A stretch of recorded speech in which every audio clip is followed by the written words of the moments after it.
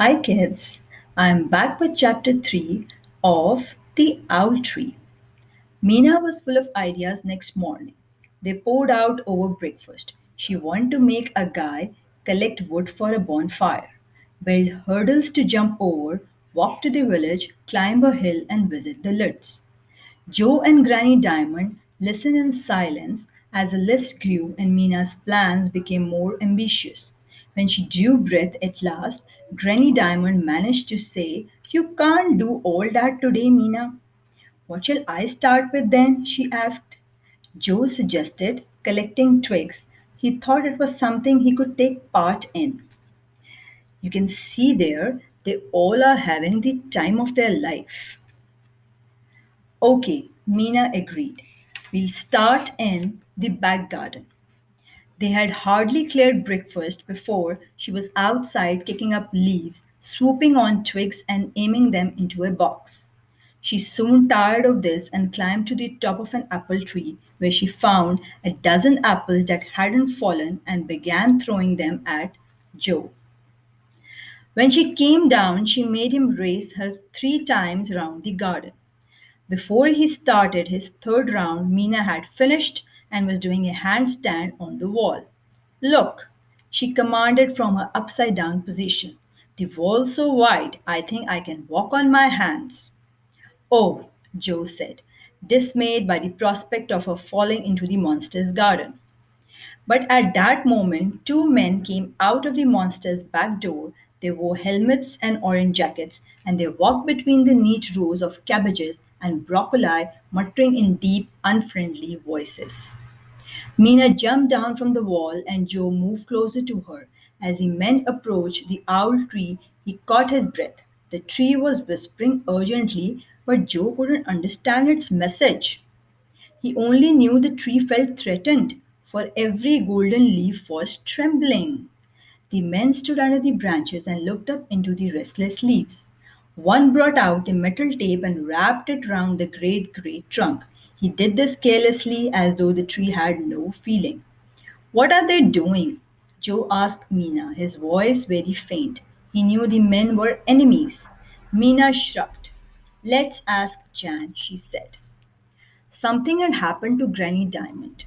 They found her sitting at the kitchen table, staring at her clasped hands with glittery blue eyes.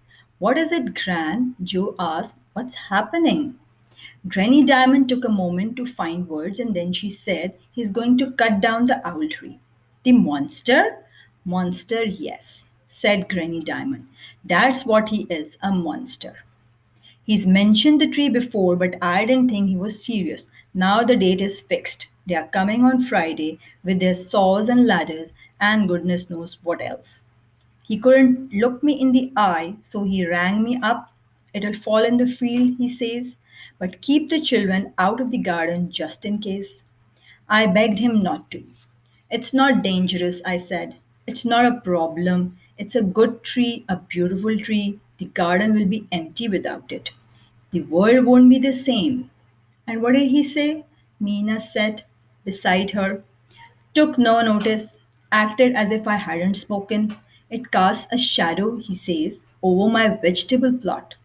I can't grow onions or salad or peas, and the flowers all lean away from it. The tree is stifling them." "He's got a point," said Mina. "There aren't many flowers in his back garden." "Mina, how dare you!" Granny Diamond cried. "His front garden is full of color." There was a knock on the front door, and Mina flew off, partly to escape Granny Diamond's glare. Joe heard voices in the hall and Mina saying Joe wouldn't like it. He's scared of heights. She brought the Lud twins into the kitchen and asked if she could go round to their house. Well, Granny Diamond was uncertain. "Please," begged Mina. "It's only at the end of the lane," said Anne, "and we'll bring her back in an hour." "You're staying in the house then, not going off somewhere else?" Granny Diamond asked the twins. "We've got a tree house," Roger said proudly. "We don't want to go anywhere else." So Granny Diamond gave her permission, and Mina and the boys ran off, all talking at once. The twins hadn't even looked in Joe's direction. For them, it seemed he hadn't existed. I expect they thought you were too young to join in. Granny Diamond smiled at Joe. They didn't want me, Joe said. And even if they did, I wouldn't have gone. This wasn't strictly true. It was only the tree house that had worried him. I'm scared of falling, Gran, he confessed. Why is that? Everyone's afraid of something, she told him. Not Mina. I think you'll find she is. Granny Diamond got up and went to the window. She gazed out at the owl tree, her pale eyes wandering along every branch as though she were being surprised all over again by its shape and its strength. How can he kill it? She murmured, and Joe thought he heard a tiny crack somewhere deep inside her like a diamond breaking. What shall I do without it? She said. The fields won't look the same, nor will my garden, and the clouds will all rush in at me. Joe pictured an army of thunderclouds sweeping across the landscape with nothing to stop them. He closed his eyes and saw the tree falling, heard its dying groan, but when he blinked them open, the tree was still there and very much alive. There's still a chance, Gran, he said. Perhaps we can save the tree. Granny Diamond's shoulders sagged. His mind's made up. Already she seemed to have withered a little. Without the owl tree, she might fade away altogether. How can we save it, Joe? She said. Joe didn't know how just yet. He would have to visit the monster, he would have to look him in the eye, which might be like a dragon's eye, fiddy and paralyzing, and he would have to make the monster change his mind. But Joe wasn't good at explaining things. He would have to get Mina to help him. The day had been bright with sunshine, but now raindrops speckled the window pane, and a spiteful wind was plucking at the owl tree's leaves. I'll save you, Joe murmured. I promise. If you want to know what happened next, you have to read chapter 4 of The Owl Tree. Till then, bye bye.